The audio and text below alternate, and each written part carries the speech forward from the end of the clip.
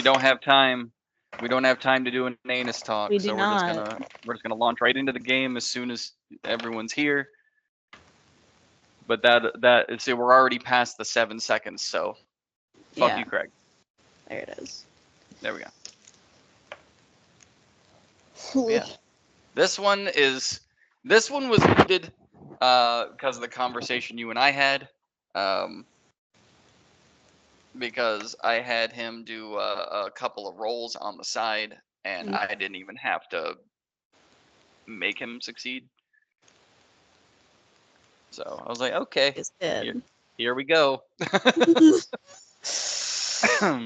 But I have a clever way of doing this so that it's not. Yeah, we'll see. We'll see. We'll see. We are the only two, so Right we now, might think something's up. we'll see. We'll see. And we're gonna find out real quick. Yep.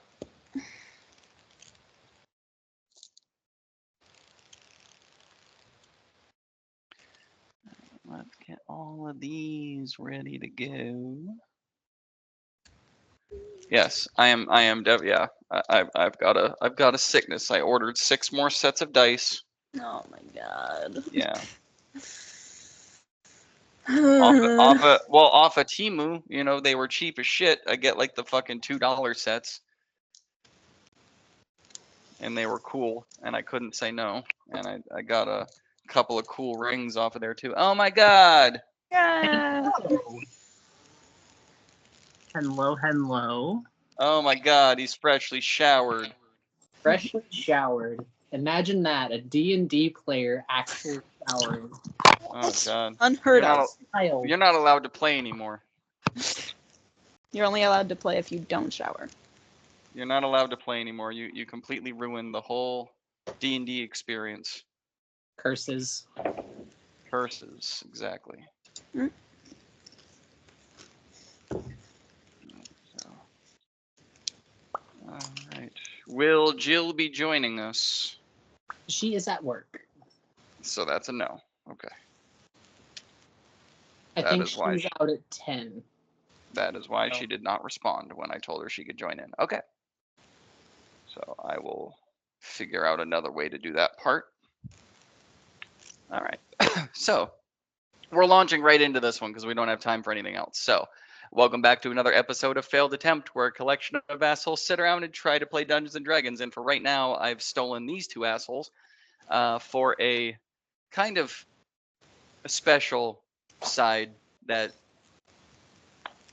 you'll find out. It needed to happen. So where you guys all left off, which I will have to explain again when the whole group gets together, either tomorrow or Saturday, is you found yourself in the Vinum Valley, which Cammy was able to loosely describe after having traversed her way through it.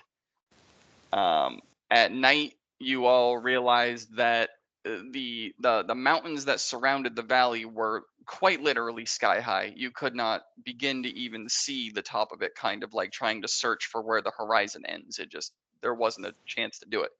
When you woke up in the morning, you could literally see the tops of them, and there were beautiful trees that had sprouted up on the tops and out of the cracks that came at different angles, and they were all forms and of colors of flowers. Which, sorry, Ty. But you did notice a huge difference between night and day, which Cammy graciously told the group that's why it's safer to travel during the day, because at least you can see what's coming. And from the stories, those traveling through the valley at night didn't have a good time, or they were never seen again. That was kind of what the lore of the Vinum Valley brought back, was anyone who either entered it or decided to try and traverse it during the night didn't make it out, didn't make it back, never heard of again, that kind of thing. Now, did they make it through and just never returned? No one really knows. The lore and the horror surrounding it.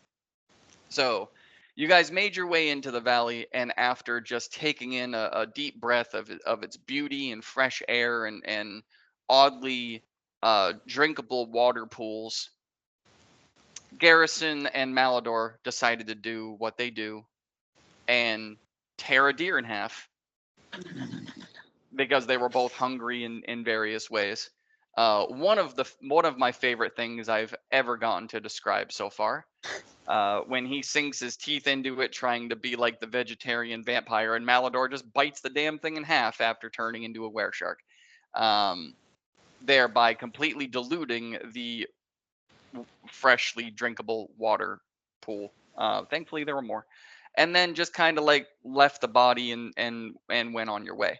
Um, I'm sure that'll have after consequences. after a short time of making your way through the Vinum Valley, Yorick got fascinated by some twinkles through the air, which you later found out from Merida that those were fairies that were uh, guiding you through, loosely guiding you through. As you went around the corner, you saw a couple of human bandits that were like rough and gruff and not dressed very well, and they were surrounding a very large beast, um, a bull type beast that none of you had ever seen before. And Malador, I love the guy, but in his infinite wisdom, decided to hover above this beast with his torches going through his boots. Took out the four, but also ended up damaging the bull, and then nearly got himself skewered as the fish-like creature he is. Nearly became a Malador kebab after taking heavy damage. Garrison then, with enough speed and strength, got him off the horns. It was immediately calmed down by Garrison and Merida. And then as it made its way through the group, basically letting you know at first that it didn't want anyone going near the humans, it eventually turned its attention toward Cammy, took a few steps over to her, and dropped, meaning as a way of trying to get her to go on its back, and then turned around and started heading back toward the Vinum Valley. So that is where we begin here. However, as the rest of the group is still trying to figure out why and because I know I'm waiting for it, still trying to figure out why this beast chose Cammy out of everybody else. The reason it attacked Malador, that one's no question. Everyone saw that. But why did it choose Cammy out of all people? So as you guys are making your way through the valley, Yorick, you, out of nowhere, after days and days of zero connection to your magical book, despite its making your life a living hell for the last year at least, wanting to reconnect with it because of the powers it brings you and the knowledge it could bring you, and just wanting to see how far you could bring it. After days of zero connection, you finally feel it. Like a beacon in your brain, just boop, and it's there. And you feel it right on top of the group, within arm's reach, not really able to discern which direction. But something tells you to reach toward the bull. What do you do? I feel like if I physically reach towards the bull, it might startle it, and I don't want to get Cammy thrown off of it.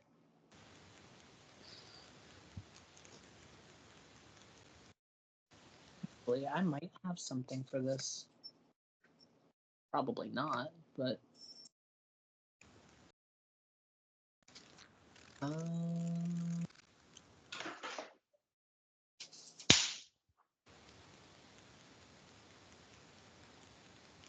Deer fly. Called cats. Do not have any. I'm going to very slowly and very non-threateningly reach towards it. Given how tight your group is, I mean, literally, it's within arm's reach. Like, if you stretched your arm completely out, you'd be able to palm the ass end of this bowl. Not to put it too. I don't want to touch it though. How close do you get? I would say maybe a foot away. Okay. Just enough to see if I feel that connection getting stronger. Okay. So as your hand reaches toward the back end of this massive creature, the connection does indeed get stronger. And in what would seem like the wind, but more like just piercing any and all willpower you might have inside your head to block out thoughts or to put your own thoughts in, Cammy and Yorick, you both hear a very commanding voice. Ah, Cammy, it would appear he has found us. Well, we can't have that, can we? And the three of you are going to disappear. Yeah, that's right. And where you're going to end up, Cammy, is a very familiar spot to where you are, to where you've been, which is a blackened sphere, you could basically say, kind of like a coliseum, but there's no benches, there's no oval shapes. It is literally a round circular room that doesn't seem like it has an end anywhere. And as you look around, there's literally like spiral patterns being blown around in glitter and different colors and just wind, although there's no wind in here. And the outside of the room seems to spin in an endless direction, although you don't feel it spinning at all. The surface that you're on seems flat and oddly walkable. It feels like you are falling, and at the same time you're not falling. It's a weird vertigo feeling. You can in your stomach and every fiber of your being, as you're looking around, your hands are touching a flat surface. Your knees and your feet are all on a flat surface, but you feel like you're falling. It doesn't look like you're falling, it feels like you're falling. Cammy, you're not fazed by this whatsoever. You know that you are now in the, I guess you could say, living space of Immisir. Which now, No. Yorick, what stands before you is not a giant bowl, a giant, majestic, dangerous, horn, blood dripping bowl. What stands before you now is which would be familiar to you as well, although it's not her.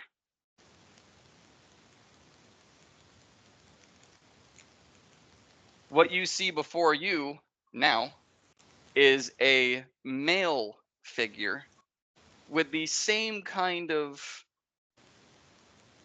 I guess,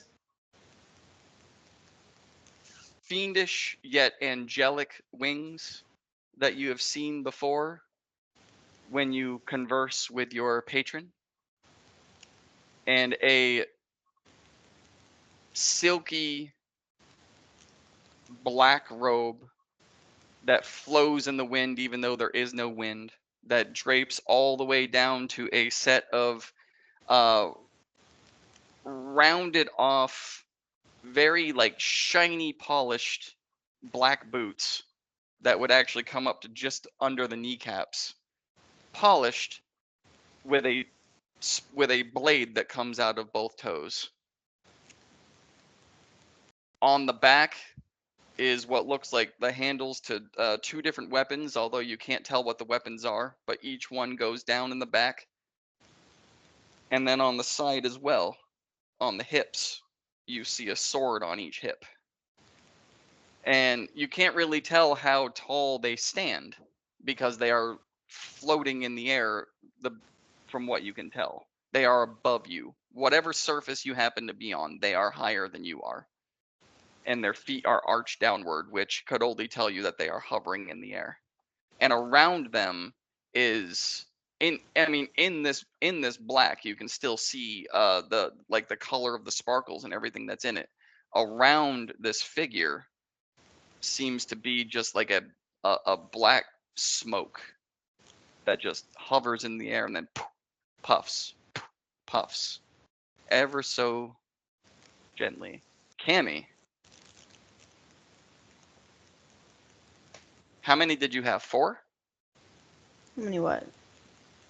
You. How many do you have? 4? Um, I think it's 4, right? Cammy's one of them. yeah, 4. Okay. So another thing, well, Cammy also, and York, you are going to see the one that you know is Cammy, and you're going to see 3 other individuals standing there beside her. Cammy, if you'd like to describe what the other 3 look like, all Well, 4 of you are now standing out there. you see a young deep gnome with sort of pink hair going down into little pigtails. You see a very snooty looking high elf, and you see a shy looking human man with curly brown hair. And Emissir looks at you to Cammy. You've held this form for quite a while. Choose. But I like this one. Very well. He kind of moves his hands in. You see the other 3 figures slam right back into Cammy.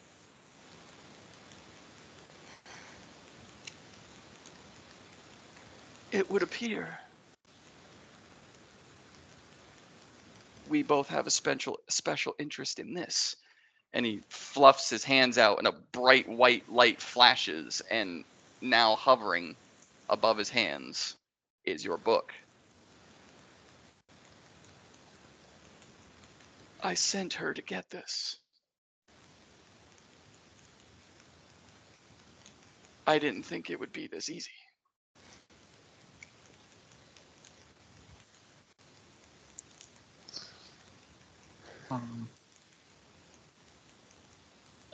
And unfortunately for you, I have it now. Of course, I also sent Cammy to figure out how it works. And that you failed to do.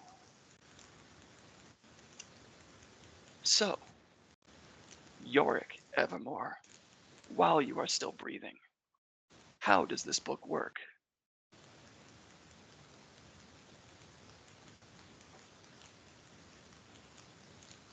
I still trying to figure that out. Still trying to figure that out. It appears it has a mind of its own. Who exactly do you talk to? Who is your patron? My patron is Futa. Futa. And Cam, you've never heard him laugh before, not like this anyway. To the point where like his the upper half of his body when he takes this air into laugh literally like puffs out and expands almost balloon like, and the laughter just gets bigger and bigger to the point where you can almost see musical notes coming from it, and it just starts echoing and bouncing throughout this room until he comes back down to his normal form. Fuda. Oh, I miss her.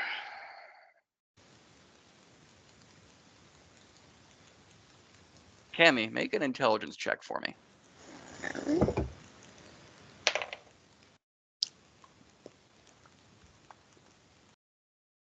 17. 17. Mhm. That phrase strikes a chord with you. You have been working alongside this entity for quite some time. You've always known him as Emissir, which your ears ring strangely close to I miss her.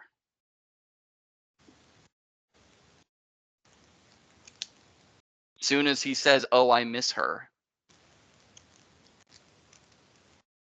you start getting the feeling that maybe he's not who he says he is.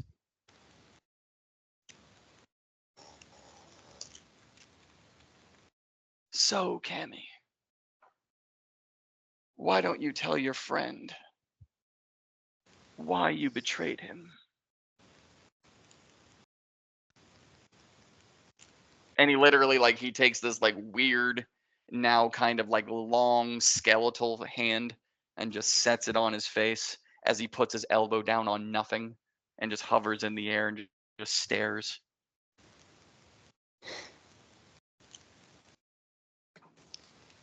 I wanted to be Cammy.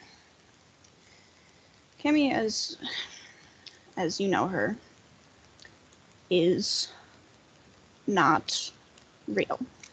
She is entirely created in my mind, and I wanted to have her life because it's much better than mine. So,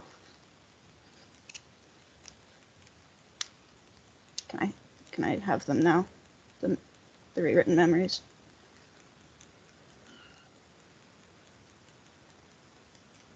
Well, you have a choice to make. Well, you both have a choice to make. I have the book in my possession, sure. You have completed your mission. Thank you. However, now, he knows about me, and he knows about you. So,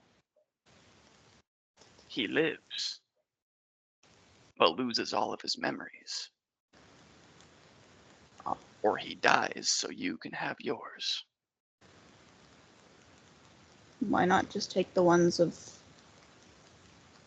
him being here and seeing you? Tell me something, Yorick Evermore. If presented with this kind of a choice, would Futa let you take the easy way out?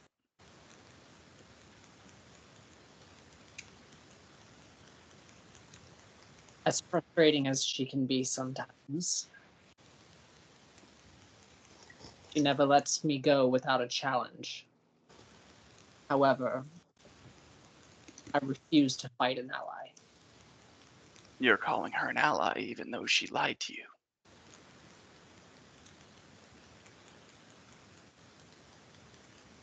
Things like this have happened to me before. I'm quite used to it. But one time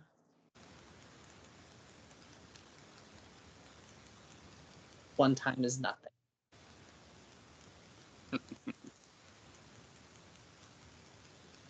You've So been searching for this.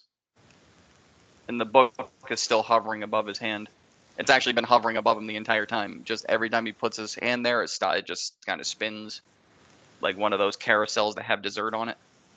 Just spinning around, teasing you. Every time it comes around, it opens up a new page. And just keeps spinning, turns another page. kind of like an enchantment table from Minecraft. The There you book go. spins. How badly do you want this book?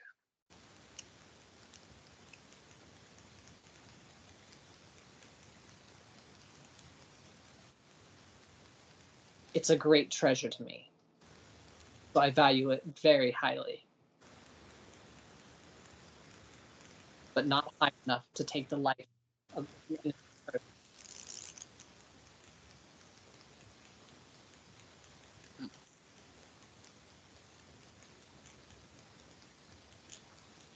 Are you willing to do a job for me to get it back?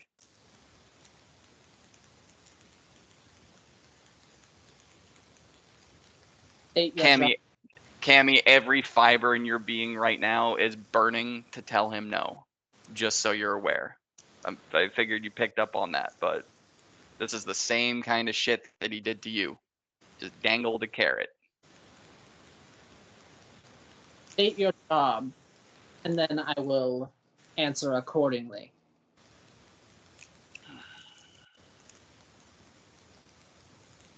I love when they're difficult.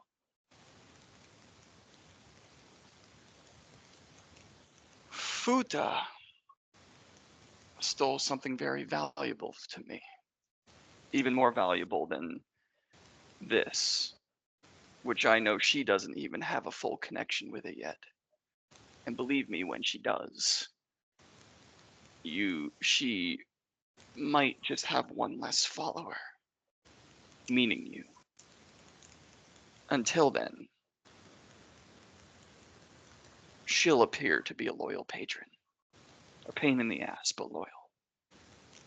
However, what she stole from me keeps me from coming back to the material world to do what I do best.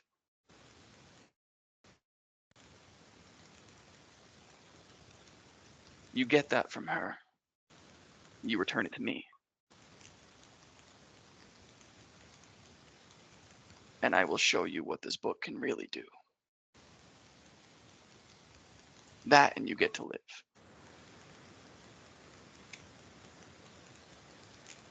Something strikes me as funny with that last part.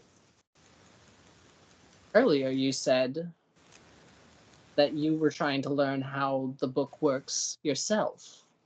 Oh, you are so easy to lie to. And he literally puts his hand on one side of the book and opens it. And as he lifts his hand, Elenwyn, Adam, Antolon, the question mark that turned out to be the giant red and black snake that Elenwyn carried around and sent after Xenthus, all appear right in front of him in a half moon shape. And then on top of that, he starts throwing his hand. He starts throwing dark matter up into the sky, light matter up into the sky, and something that you've never seen before, which is actually a form of fireball that has dark matter in it.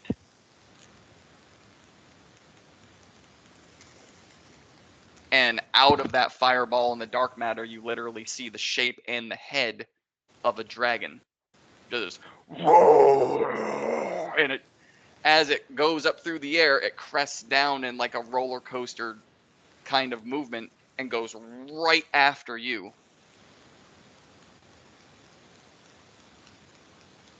Give me a con save, Yorick. Oh, jeez. Fuck, what did I do? Hmm? What did I do? I gave her a freaking powerful book. I don't know what it does. Cammy would be very intrigued by this. Well, it would be. So I can still be worried. That's unfortunate. Did you roll a 1? I don't know. You tell me. Is it Oh, he rolled a 1. Okay, so you're not going to take any damage from this, but as it gets to you, I mean, it gets within like an inch or two of you to the point where you can feel the heat radiating off of this spell, off of this arcane dragon. You can feel the necrotic damage of the dark matter spell within about 3 to 4 inches of you until it just dissipates in front of you, as you watch Yorick just shriek and fall down onto his backside and start crawling away really fast as he's just like shaking and hyperventilating as this spell just and Emissir and again just envelops up and just laughs to the point where it's loud to the point where it's bouncing into your ears and out and back in again, like he's really bellowing. But you did not take any damage. You are perfectly safe, other than scared. Because I'm and, immune. and a little wet. Well, you didn't take anything from the fire either. Interesting. And then he closes his hands back down, shuts the book. So what do you say? Was that enough of a demonstration? And he drops the book. And I mean, I described this to you as well, like a 50-pound, like a fucking, like one of It's a those, 50-pound yeah, book. it's a 50-pound book, like one of those thick dictionaries that are like 1,500 pages that you'll find in the encyclopedia books. He drops it, and it seems like it falls forever.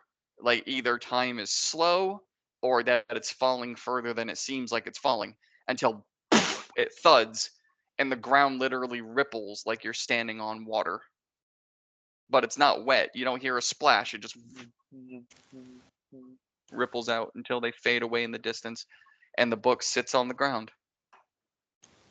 As you finally make your way back to your feet, you might have to change your underwear. Just saying. Yeah. It's not like I've been wearing the same clothes. Well, You haven't. You change your clothes on a regular basis. A lot more than anyone else does.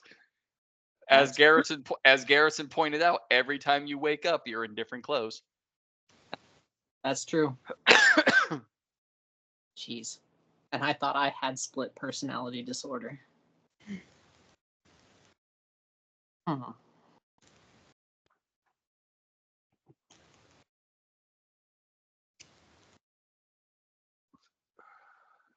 Give me some time to think on it. Oh no.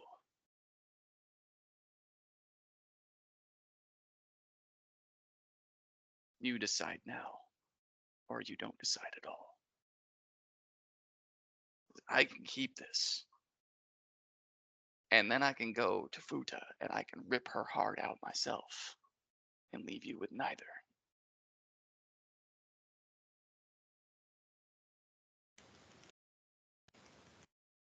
I could also just keep you here in this endless void of a room and watch you slowly lose your mind as you try to get back to your friends.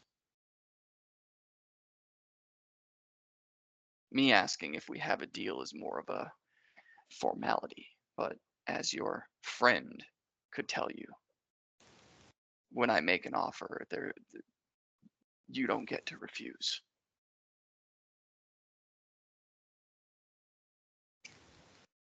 By the way, Cammy,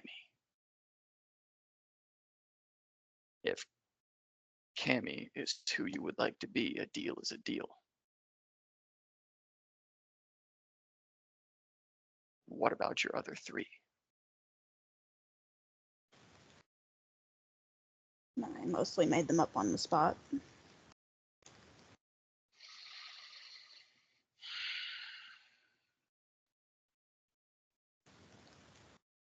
Okay.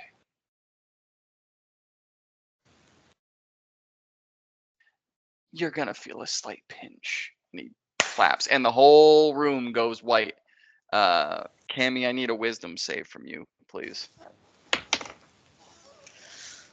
Oh, that's an 8. That's an 8. How much health do you have? Okay. You don't have to say that out loud. That's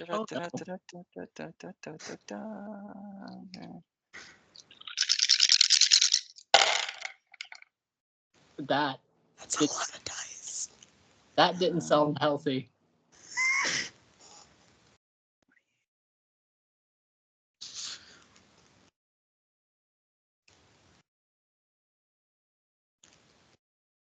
That is 41 points of psychic Jesus. damage. Oh. All right. And Cammy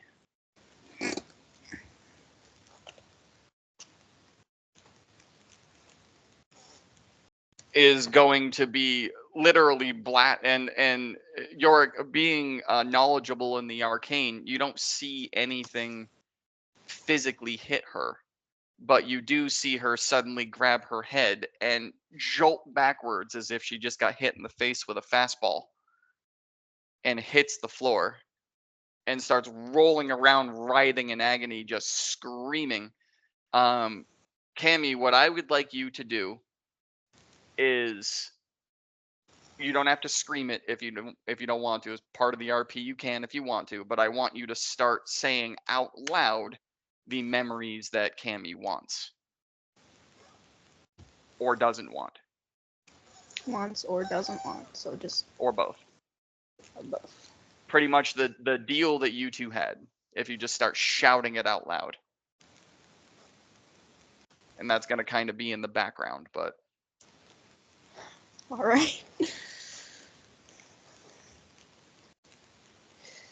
Going to meet the Dentons for dinner on Sundays. Going to the Allens to go and see and get their potatoes and for food and wheat and make bread. Going to see Rook to try and convince him to not stay with Biff and Harold and continue their bullshit, and going to see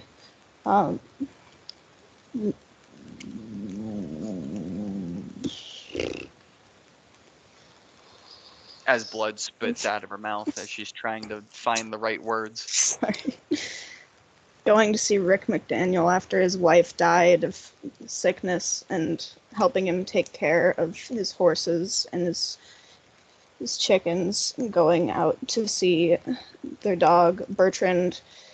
Going out after Bertrand died, going and seeing his grave and meeting Oatmeal, their new dog. Going to making bread with her mom.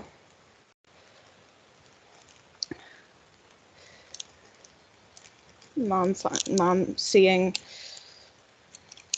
her face and realizing that their father isn't who they say they are. Seeing their father's real form and seeing that he wasn't who he said he was, and trying to pretend that it was all okay, but it was never okay, and it wasn't okay,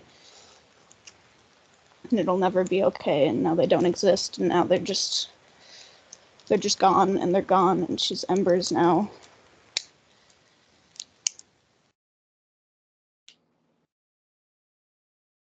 Okay.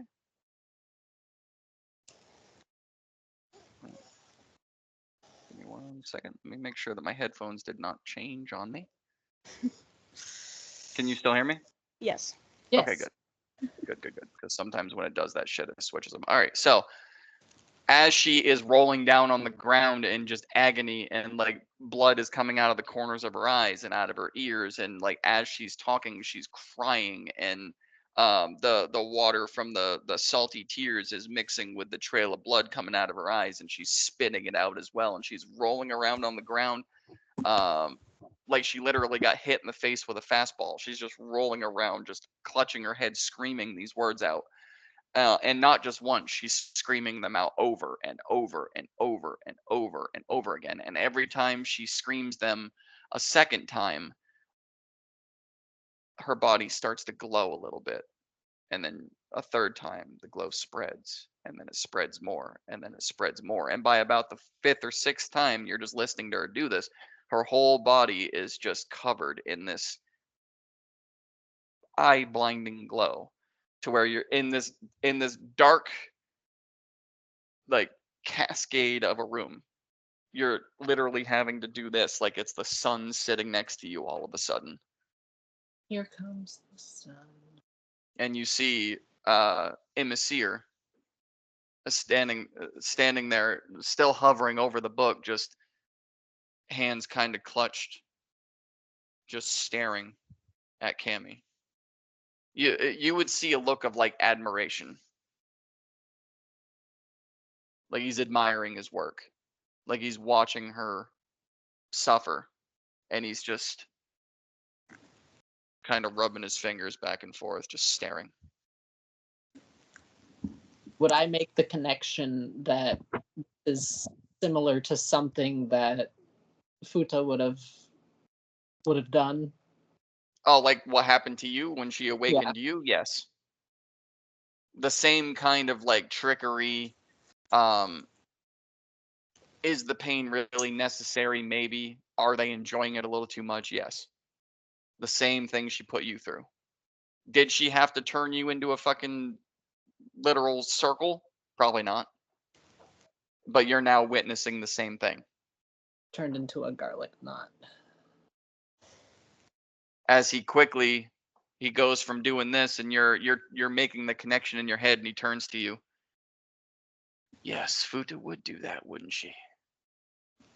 I've always admired her work. By the way, when she comes out of this, she may not remember you.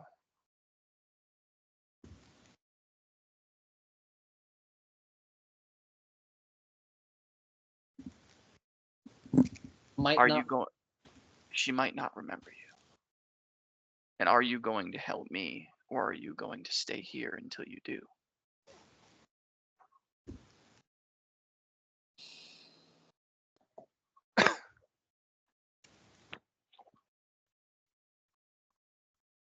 Fine.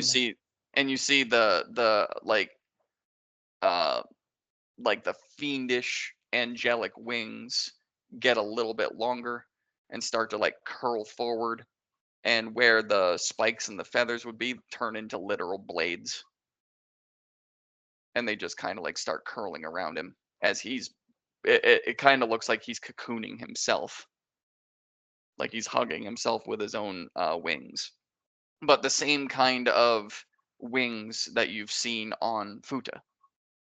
Yeah.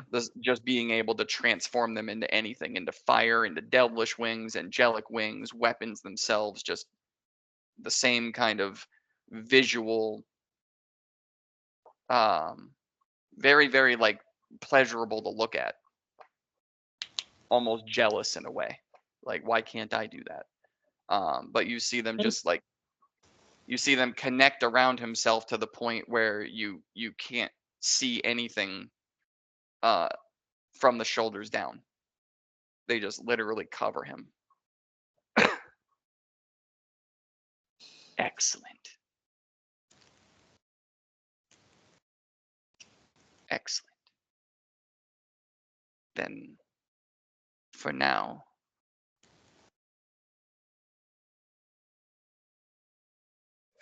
that is yours.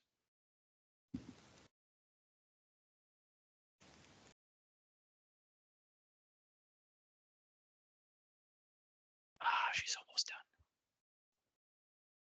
I'm sorry, it's hard to focus. I'm just really enjoying this. I'll let her tell you how long we've been working together later.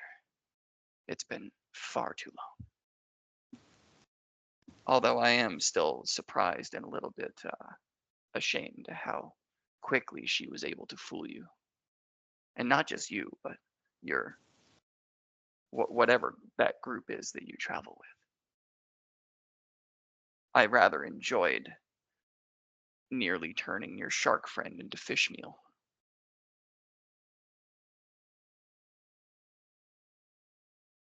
But I had to stop. He's just like really getting deep into it, just like staring at her. She's now nothing but a bright beacon of light, and somehow he's still able to see through it. You can keep this book for now. It is yours. You have 10 days. You get me what I want, or I will find you. And at that moment, the glow completely goes away as if it was never there. The light just turns out. And Cammy, you are now Cammy. So you are going to wake up in this room. The memory of this place is going to be so far in the back of your brain, it's going to feel like it was just a fever dream. However, you're going to wake up there with zero memory of who your friend is, and zero memory, because that was part of the deal, zero memory of who Imasir is. And as you sit up in your confusion, Yorick, you're going to watch this angelic demon turn into a very familiar black crystal and then disappear.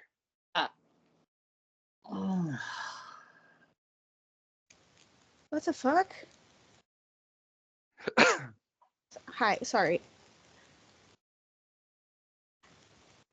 Where are we? Who are you?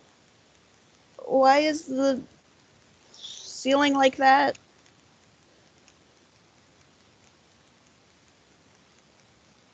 I wish I could tell you where we are. Cammy, are you still sitting down? Because all I had said is you sat up. Yeah. Yorick, I'm gonna need a dex save, please. Oh man. As the entire what would appear the world around you at this point in time starts to shake. I want to get this right. I think like what, a 5 or 6 point earthquake? Jeez. That is 12. Okay. So as you're trying to figure out your bearings,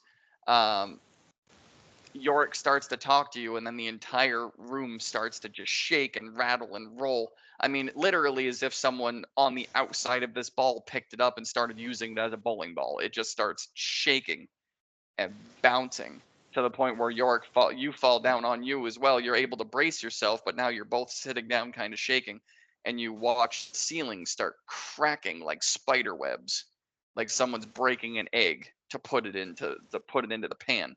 It just starts slowly shattering around it until it reaches the entirety of the ball, and the walls go.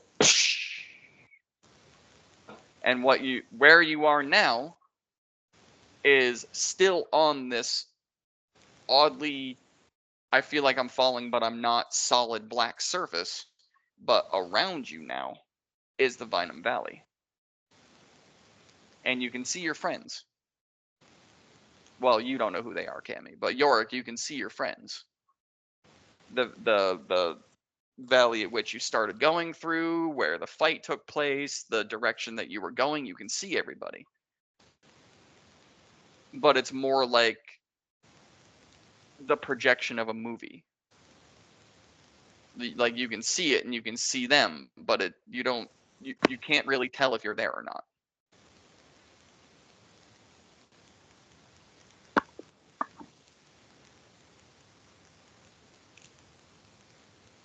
What the fuck? And after everything shatters, the earthquake stops.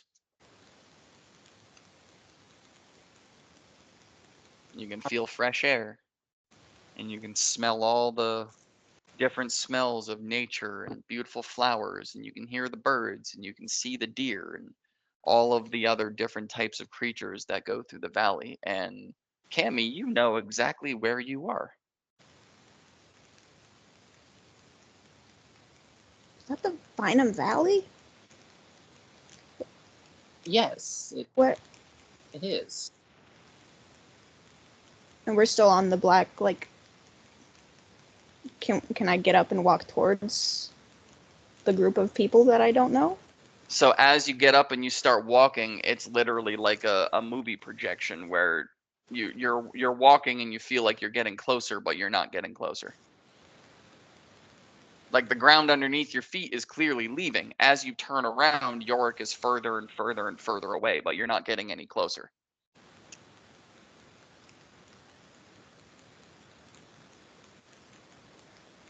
What is going on?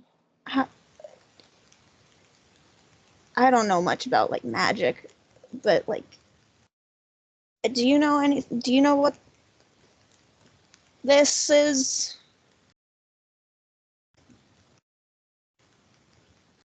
I'm gonna do an Arcana check to see if I I was can. actually just about to tell you to do that. Look at that. I'm learning. Foresight. Foresight, I like it. My insight was Spot on.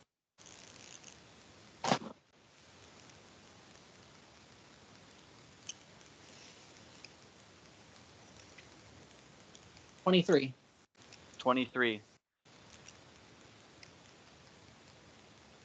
You kind of glean. First of all, there's definitely arcane energy in the air, based on where you were or what's going on now. It seems very familiar to something that Ellenwyn had put you guys through before, that Futa had put you through before, and as you're trying to really like dive in and try and give Cammy an answer, your eyes go right to the book. That is sitting by itself, untouched, on the ground. Was that?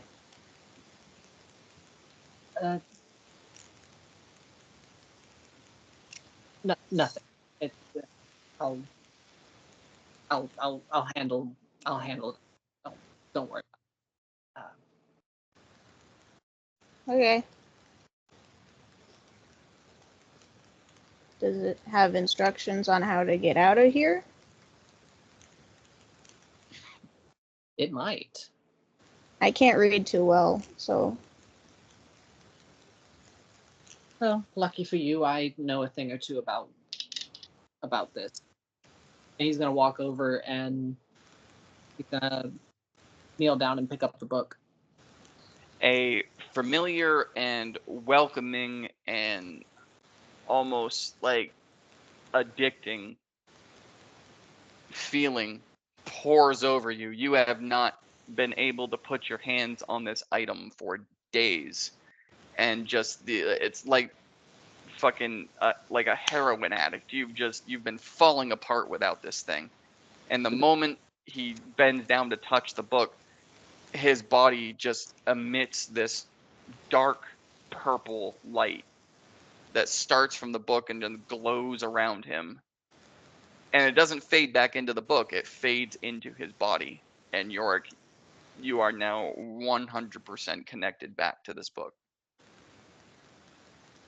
And it's kind of like a finally, like the deepest breath you've ever taken in your life. Like you just got the best news ever. That, yes.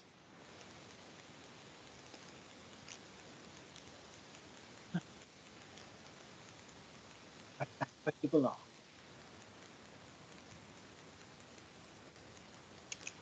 And the pouch that you carry on your side that had the book originally, the flap opens.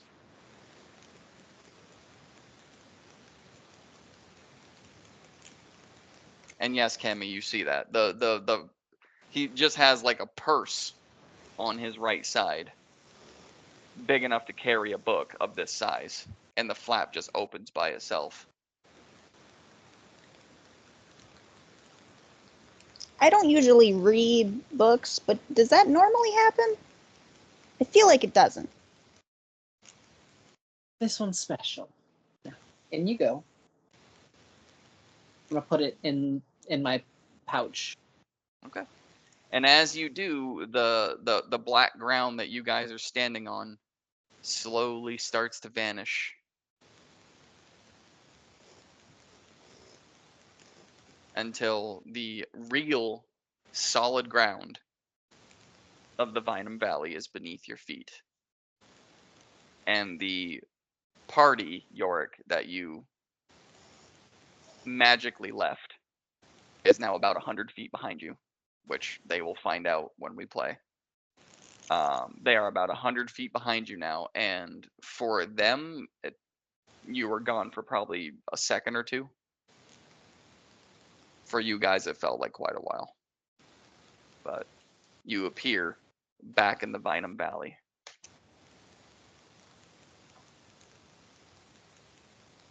What the fuck?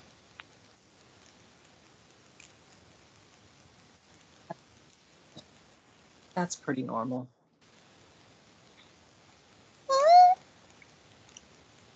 What? At least with this group. We should probably get back to the group.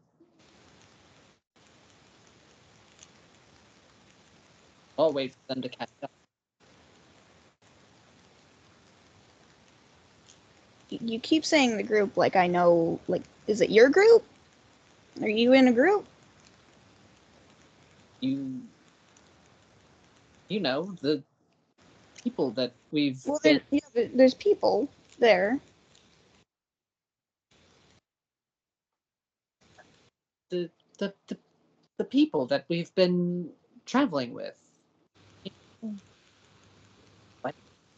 You might have gotten me confused with someone else. I don't really travel.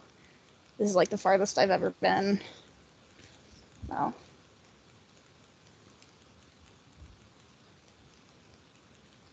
Oh, I'm so sorry. I didn't introduce myself. I'm Cammy, by the way. We've been acquainted before. Yorick Evermore. That fits you. You look like a Yorick. Thank you.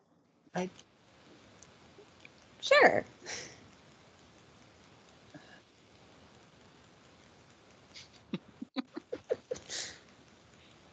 Oh, Cammy, I needed to ask all of your different personalities. Mm-hmm. Um, They're just characters, mostly.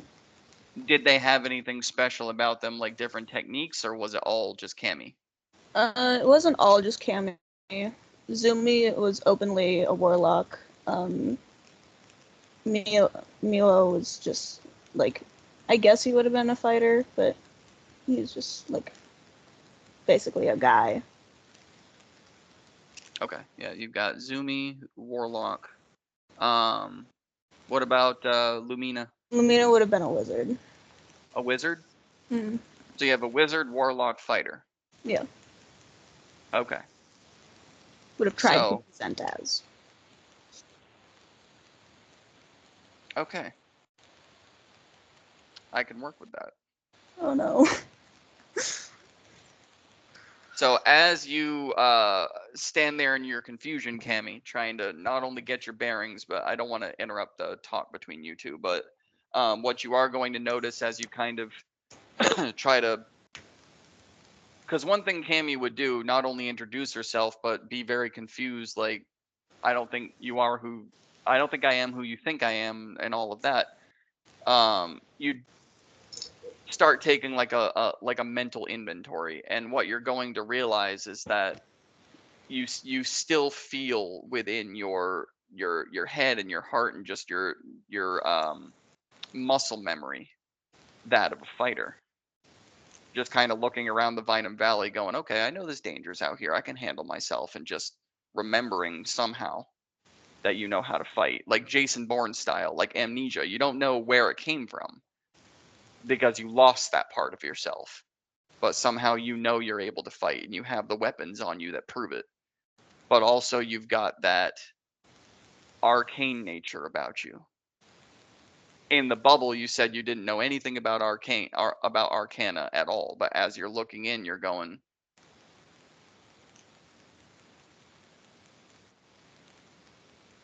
well, if I write this down like a wizard, I can do it. But if I just call on Eldritch Blast, and it just shoots out of your hand off into the valley somewhere and explodes. I did not know I could do that. And then you go, and then as the Eldritch Blast releases, like,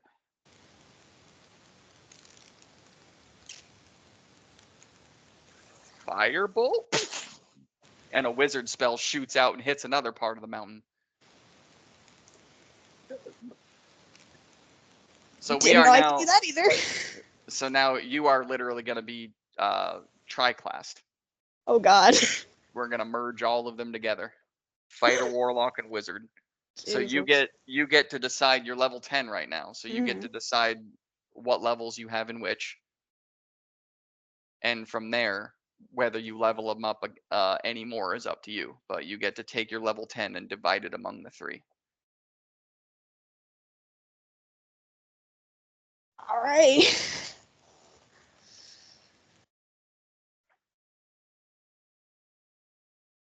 But yes, Yorick, you see both of these after watching this person that you've been traveling with now just be confused about Arcana this and Arcana that. Just Eldritch Blast and Firebolt. Two things that you know are from two different schools of magic. One in each hand. Just blast part of the mountain.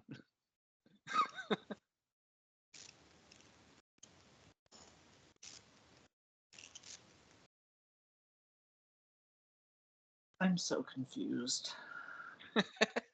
You and me both.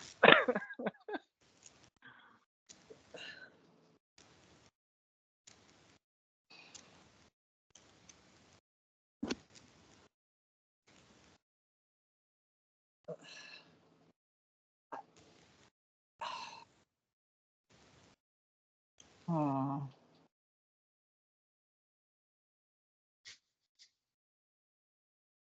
Ugh. And anyway, you seem to have got banged up pretty bad back there. Now that you mention it, yeah. I have a really bad headache. Yeah, as she's quite literally talking to you, she's got blood trails coming out of both nostrils, out of her eyes, the sides of her head, near her ears, the corners of her mouth, just like after watching Garrison eat. It's just everywhere. Come here. And then he's gonna reach out and place his hand on top of her head and cast Cure Wounds. All right. That's right. You have the book now. You have full access to all of your spells. Yes. Yes. You've also, through pain of your own, been able to combine both your classes fully. So there you go. That's why I got the new fancy the fancy robe. Yes. So what did you cure her for?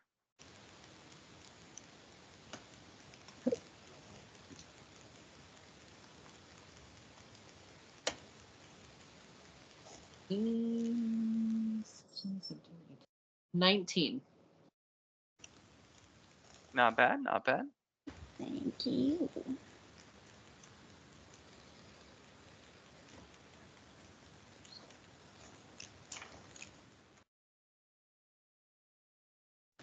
There's a certain deity that I have a little chit chat with.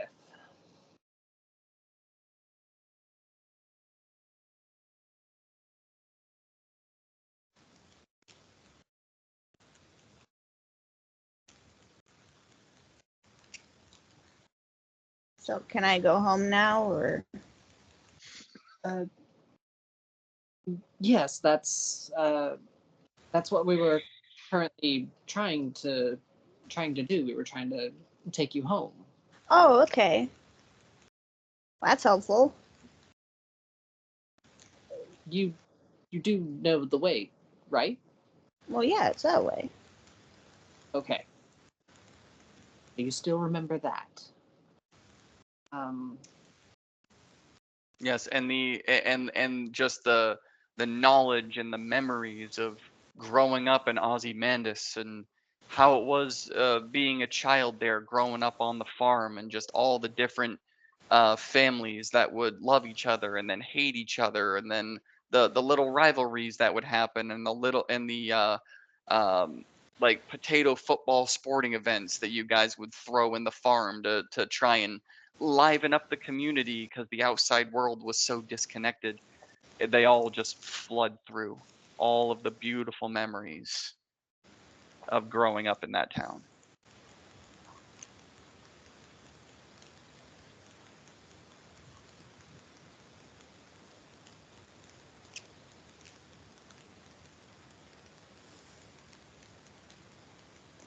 Yeah, I want to go home.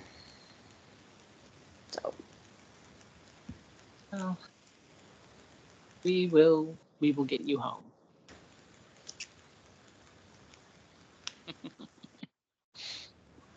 I feel like I just have to ask because I don't remember. Are any of the people in your group like mass murderers that are gonna like kill everyone. Because I feel like I'd feel really bad if that happened. Well, a couple of them are questionable right now, Oh God. but we shouldn't have to worry about that. Um, I do my best to keep my. All right. If we could just like try and keep the murder to like a minimum.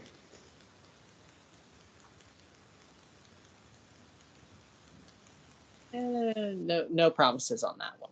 Oh. It's a really small community. Like, how is it gonna get even smaller? It's already at like minimum capacity. Well, with this group, anything's possible.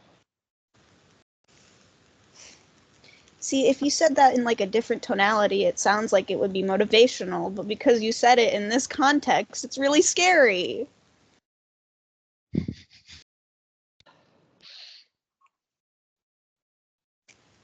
Just stick close to me, and I'll watch out for you. Okay. And with that, Yorick once again being burdened with knowledge that he may or may not want, but always gets stuck with. Like, how am I going to explain this to the rest of the group? Will they even be surprised? Is the other question. And how are they going to react to Cammy if you decide to tell them the full story? That's going to be the fun part. Ooh, I don't know the full That's- story. Well, no, I'm saying if Yorick decides No, to tell I them the know. full, because Cammy's not going to know who the hell this group is, and Yeah. is Yorick going to say the entire truth of who she is and why she was brought there? But we are going to end there tonight. Oh, it's time to make a new character sheet. ooh, I Why want. do you say that? Because I need to like rewrite the entire thing. Yep, you do. think Oh, any- it's time to figure out how wizards work. Well, it all depends on how many levels you put into wizard, because Yeah. there's you could potentially Barely ever touched Lamina. I mean, you could potentially put all three of those classes at level 3 and have 3 different subclasses. Hmm. Because there's scribing wizards that only use their spells if they write them down with special ink in their book, and that's the only way you can use them. And then you've got warlocks, of course, that have them all by their patron, sorcerers that are born with it, but have to handle their own burden because of it. So, but yeah, fighter, wizard, and warlock, you've got 2 different schools of magic. So it's gonna be fun either way. Yeah. But gotta I'm glad you glitter. Huh? do what? I gotta find some glitter fast so that Why? I Oh yeah. Yep. my special one that I can just show them what happened instead of trying to remember what happened. Yes, that I actually really enjoy. The memory recall. Yes. The fact that I made it so because you had to have glitter in order to use it is my favorite part of that. Yep, because I have to draw a half moon shape in whatever direction I want the memories to appear. So my race is actually tiefling now. Okay. Okay. I was asking you. Yeah. Okay. Well, actually, I will let you decide out of the 4. What form do you want Cammy to take? Well, Cammy. Cammy's a tiefling? Yeah. Okay, then that's how you've been the entire time. Because I think when you first came into the group, you described her as a tiefling. So now that is Yes. what you are. Yep. But now I'm also going to have to go into your sheet and add a few tiefling traits that you did not have before, Yeah. like Hellish Rebuke and your resistance to cold. What color tiefling? She's an orange one, so it would have been Ooh. fire. But she's Okay. been a changeling up until now, so she hasn't had that. So she has resistance to fire. Mm-hmm. An orange tiefling. So now we have a red, a blue, and an orange, and all tieflings. But now I'm real. We've got 2 Asimars. One's a tiefling and one's a half elf. And then we literally have 3 fucking tieflings. That's so cool. That's so funny. Red, blue, and orange. It's a family of tieflings. I was asking because, like, it could stay changeling, and I would have to change less stat-wise, but I could just not remember how to change shape. Actually, I'll leave that up to you. That would be interesting. I like that. That's what I was thinking. Yeah, I'll leave Because that up to you. Did technically lose memories, so Yeah. I'll leave that up to you. I do want to merge the 3 classes together still, Yeah. but as far as the changeling part goes, yeah, because that could be fun for me to just have you just have you wake up. is when you decide, when you remember. Yes, to just have you wake up as fucking me.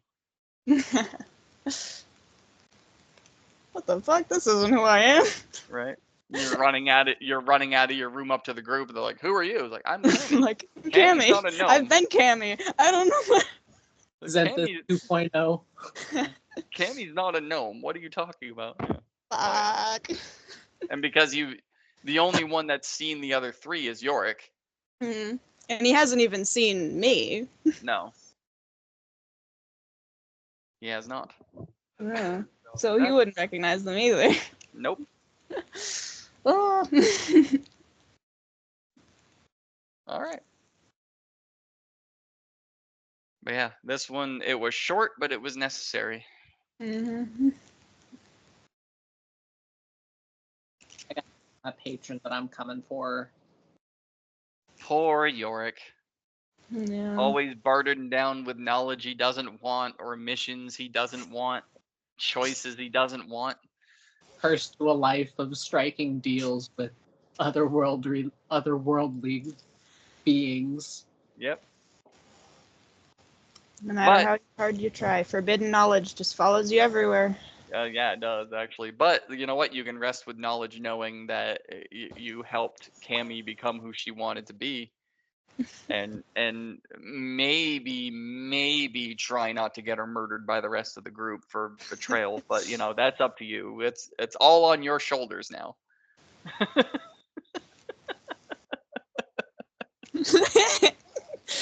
Those I wasn't nervous until now. tiny spellcaster shoulders. All on your shoulders. Everything else, I have a -1 and an 8 in strength. You know. Oh. I got Come on. charisma for days. Look, all you have to do is lie. It's really not that hard. Yeah. I mean, Come on. I do have I've been advantage, doing it. and the lowest that I could roll would be 9. Okay. Here's the funny part. Is that with a natural 1? Yeah, that's with a nat 1. Yeah, with a natural 1, it doesn't matter what you roll. So You could have like a fucking plus 20, natural 1, you'd still fail. That's the beauty of those stats. then 10 would be the lowest I could roll. Yeah. So here's the funny part. From the moment you guys met her inside the friggin' house, inside one of Malador's cards, she hasn't had to roll deception 1 time. Yeah. Because she just chose her words carefully and everyone just accepted her into the group. We don't ask questions. Yeah. I was having that I talk was with the her. first one to make an insight check when I showed up. I was having that talk with her off camera, like, holy fuck, they accepted you so quick. Like, this was way easier than I thought it would be. Yeah. And at least Malador didn't attack you. Yeah. Malador attacked Yorick the first time they met. He attacked Oh, for Yorick. He attacked Merida. Yeah. Well, He he's gotten hit- better. Yeah, he has. He's still the like I want to go and kill everybody, Oh, but yeah. he's getting better. It's the trauma. It is. Yeah. But all right. I gotta go. I got a long drive. Thank you for coming. And yeah, so it'll be either Friday or Saturday that we play with the group. Garrison can't arrive on Friday and Steve can't be there on Saturday. So either way, we're gonna be down one, but it'll be one of the 2 days. So we'll find out.